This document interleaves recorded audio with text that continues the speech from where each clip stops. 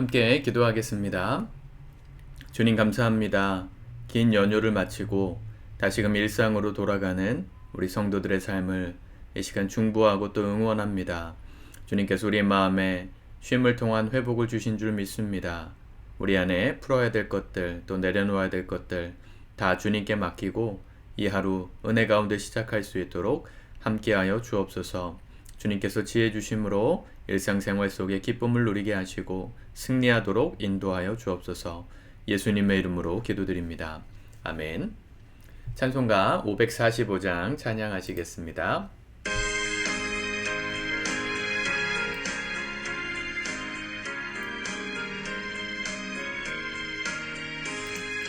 이 눈에 아무 증거 아니 베어도 믿음만을 가지고서는 걸으며 이 귀에 아무 소리 아니 들려도 하나님의 약속 위에 서리라.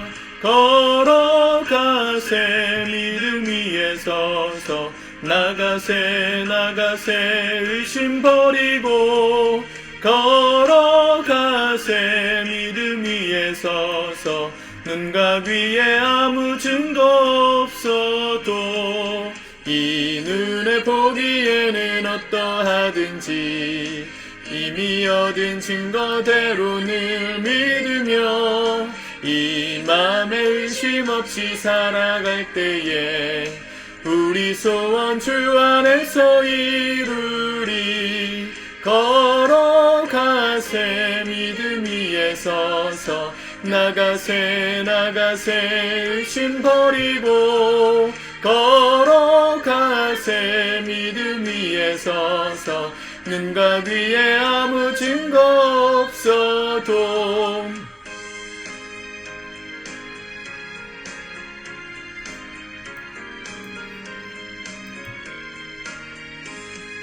주님의 거룩함을 두고 맹세한 주 하나님 아버지는 참 미쁘다. 그 귀한 모든 약속 믿는 자에게 능치 못할 무슨 일이 있을까. 걸어가세 믿음 위에 서서 나가세 의심 버리고 걸어가세 믿음 위에 서서 눈과 귀에 아무 증거 없어도. 아멘. 오늘 하나님 말씀은 이사야 23장입니다. 함께 먼저 읽고 묵상하겠습니다. 23장 다시스에 관한 경고. 두로에 관한 경고라. 다시스의 배들아 너희는 슬피 부르짖을지어다.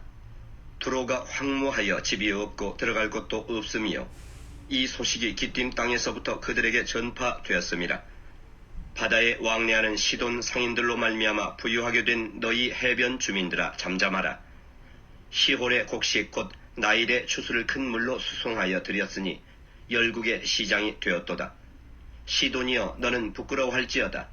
대저 바다 곧 바다의 요새가 말하기를 나는 산고를 겪지 못하였으며 출산하지 못하였으며 청년들을 양육하지도 못하였으며 처녀들을 생육하지도 못하였다 하였음이라.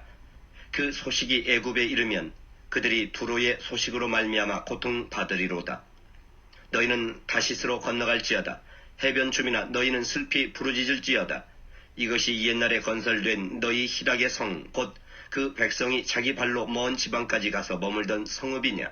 면류관을 씌우던 자여 그 상인들은 고관들이요 그 무역상들은 세상의 존귀한 자들이었던 두로에 대하여 누가 이 일을 정하였느냐.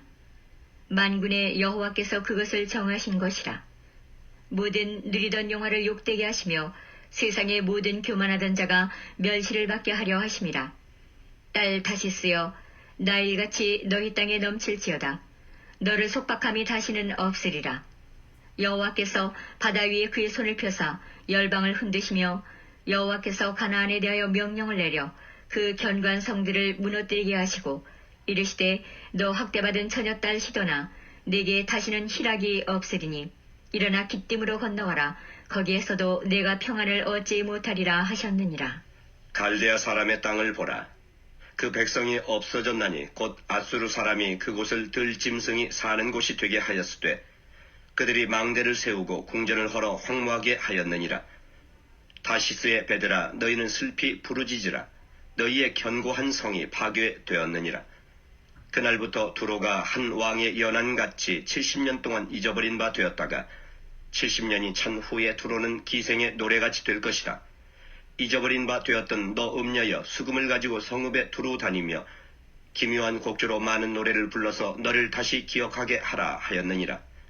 70년이 찬 후에 여호와께서 두로를 돌보시리니 그가 다시 값을 받고 지면에 있는 열방과 음란을 행할 것이며 그 무역한 것과 이익을 거룩히 여호와께 돌리고 간직하거나 쌓아두지 아니하리니 그 무역한 것이 여호와 앞에 사는 자가 배불리 먹을 양식 잘 입을 옷감이 되리라. 아멘. 두로에 관한 하나님의 경고 말씀입니다. 여기 그 두로 1절에 보면 두로라는 말과 다시스라는 말이 나오잖아요. 요나서 말씀을 통해서 봤지만 이 다시스는 지중해 서쪽 끝입니다. 스페인 지역경이라고 보시면 되고요. 이 두로는 지중해 동쪽 끝, 이 이스라엘 땅에서 약간 위에, 그 이스라엘 그 지중해 연안의 동쪽, 거기 있다고 보시면 되겠습니다. 요빠라는 도시에서 요나가 배를 타고 다시스로 가지요. 그 요빠에서 가까운 도시가 이 두로라고 생각하시면 됩니다. 성경에서는 두로와 시돈을 같이 묶어서 말합니다. 그래서 1절에 두로에 관한 경고다 하시면서 2절에서는 시돈 상인들, 4절에서도 시돈이여 같이 말합니다. 같은 위치에 있었던 도시였기 때문입니다. 예수님 시대에도 이 두로와 시돈에 대해서 화 있을진저 그렇게 선포하신 적이 있죠. 이 두로는 여호수아 시대 때부터 그 아셀 지파를 통해서 정복하라고 나누어진 땅이었는데 이 두로라는 도시가 굉장히 독특한 곳에 지어졌습니다. 보통은 지중해 연안을 따라서 땅에 육지에 도시가 세워졌는데 이 두로는요, 이 지중해 동쪽 연안 바닷가 한가운데 인공 섬을 쌓아서 만들었던 고대의 도시예요. 함락시키기가 굉장히 어려웠겠죠. 약 1km 정도 떨어진 곳에 바다 위에 둥둥 떠 있는 수중 도시. 이 두로는 고대로부터 금이 많이 생산돼서 모든 열강들의 표적이 되었는데 한 번도 정복된 적이 없어요. 여호수아 시대 때도 아셀 지파가 여기를 정복하지 못합니다. 그리고 지금 시대가 이사야 시대까지 가서 이제 바벨론이 곧 남유다까지 멸망시킬 그 상황 속에서 남유다가 멸망되는 그 상황 속에서 바벨론이 그렇게 강력했음에도 끝까지 정복하지 못한 땅이 이 두로입니다. 인공섬, 이 지중해 위에 떠있는 고대의 천야의 요새에 있었기 때문에 정복되지 않아요. 사람들이 어떻겠습니까? 굉장히 교만했겠죠. 돈도 많고 아무도 넘볼 수 없는 이 황금 도시에 살고 있었던 두로 사람들이다 보니까 교만이 하늘을 찔렀습니다. 그런데 그 땅이 어떻게 될 거라고 말씀하세요? 1절에 너희는 슬피 부르짖을지어다 두로가 황무하여 집이 없고. 자, 여기 다시스 배들이 슬피 부르짖을 거라고 그랬는데 다시스로 지중해 서쪽 끝으로 가는 요나가 탔던 그 배에 이 두로의 황금과 이 물자를 싣고 가는 배들이 올 거라는 거예요. 왜냐하면 두로가 황무하게 돼서 집이 없고 들어갈 곳도 없어질 것이기 때문이다. 그 소식이 기띔 땅에서부터 그들에게 전파되었습니다. 그리고 2절 바다에 왕래하는 시돈 상인들로 말미암아 부요하게 된 너희 해변 주민들아 잠잠하라. 시올의 곡식 곧 나일의 추수를 큰 물로 수송하여 드렸으니 열국이 시장이 되었도다. 네, 이 두로와 시돈이 그렇게 황금 도시였는데 하나님의 심판이 임해서 멸망할 거라고 그렇게 미리 예언하고 있는 것이죠. 그리고 4절에 보면 시돈이요. 이 시돈은 여러분들 아시다시피 이 북이스라엘의 7번째 왕이었던 아합이 왕비로 드렸던 이 이세벨이라는 여인이 살았던 고향이죠. 거기서 바알신 우상을 들고 와가지고 북쪽 이스라엘 사람들을 완전히 우상 숭배하게 만들었던 악녀 아닙니까? 이 시돈, 물자도 많고 돈도 많고 정복당하지도 않던 그 땅이 어떻게 될 거라고요? 너는 부끄러워할지어다 대저 바다 곧 바다의 요새가 말하기를, 아까 말씀드린 대로 바다의 요새였어요. 바다 위에 떠있던 인공섬. 나는 산고를 겪지 못하였으며 출산하지 못하였으며 청년들을 양육하지도 못하였으며 처녀들을 생육하지도 못하였다 함이라. 이 소식이 애굽에 들리면 그들이 두로의 소식으로 말미암아 고통받으리라. 이 두로와 더불어서 교역을 하던 애굽, 다시스, 이 여러 열강들이 두로가 완전히 멸망해서 아이가 낳지 못하는, 아이가 태어나지 않는, 산고도 없고 출산도 안 하고, 청년들이 당연히 없겠죠. 아이가 없으니까. 이 처녀들이 당연히 결혼도 할 수 없는, 완전히 멸망할 거라는 거예요. 이사야가 이 얘기를 했을 때만 해도 사람들이 비웃었을 겁니다. 아무도 정복하지 못한 나라, 심지어 바벨론도 이 두로를 정복하려다가 이 국력이 약해져 가지고 결국은 이 메디안에 의해서 완전히 무너지거든. 메디아에 의해서 무너지고 패권을 넘깁니다. 언제 이 말씀이 이루어졌냐면 주후 331년 알렉산더 대왕이 이 지중해 패권을 장악했을 때, 그때 이 두로가 무너져요. 그러니까 수백 년 뒤에 이루어지는 말씀입니다. 하나님의 이 계시는 우리의 시공간을 뛰어넘으세요. 언제나 그렇습니다. 이 알렉산더가 어떻게 이 두로를 정복했냐면, 딱 보니까 아무리 뭐 배를 띄우든 어떻게 해서든지 이 땅을 정복할 수 없으니까 아예 이 두로 앞바다까지 나아가는 이 제방 공사를 시작합니다. 우리식으로 따지면 새만금 지구처럼 이 바다를 메우기 시작했어요. 메워가지고 기병대가 유명했잖아요. 이 알렉산더는. 그래서 이 땅을 만들어가지고 육지를 만들어서 그 땅을 완전히 무너뜨립니다. 실제로 그 이후부터 두로는 쇠약해졌고 다시는 회복하지 못하는, 말 그대로 이 말씀, 에스겔 말씀과 스가랴 말씀에 보면 두로의 상황이 이 어부들이 그물을 쳐가지고 거기서 그냥 물고기나 잡아먹는 그런 가난한 민족이 될 거라 그랬는데 그 말씀이 그대로 이루어졌습니다. 하나님의 말씀은 1.1획도 어김없이 다 성취되었습니다. 뭐 기독교는 아니지만 가수 박진영 씨가 요즘 성경 가르치면서 유튜브 올리고 막 그러잖아요.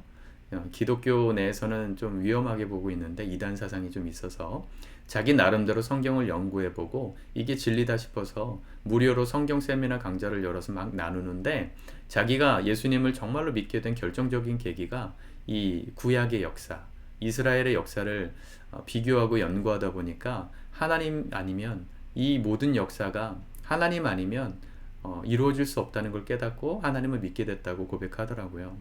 이 두로와 시돈에 대한 경고, 또 성경에 나와 있는 이 예언서에 나와 있는 수많은 예언들, 1만 개가 넘는 예언이 하나도 빠짐없이 이루어졌다는 걸 유대인들과 더불어서 공부하다가 이건 정말 하나님밖에 하실 수 없는 일이구나. 수백 년 전에 이런 얘기를 했다는 게 어떻게 이루어질 수 있나.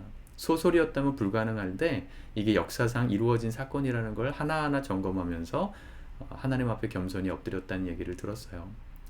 들어보진 마십시오. 박진영 씨가 얘기하는 복음 뭐 3가지 있는데 듣지는 마세요. 뭐 들으셔도 상관없는데 믿지는 마십시오. 아닌 것들도 있어서. 어쨌든 여러분, 성경을 제대로 읽으면 믿음이 안 생길 수가 없습니다. 우리가 무지해서 그렇지 하나님 말씀을 잘 모르고 역사를 잘 몰라서 그렇죠. 하나님의 말씀이 얼마나 정확한지, 정확하게 이루어졌는지는 역사가 증명합니다. 여러분들도 인생을 통틀어서 그 하나님을 깊이 알아가시길 바랍니다.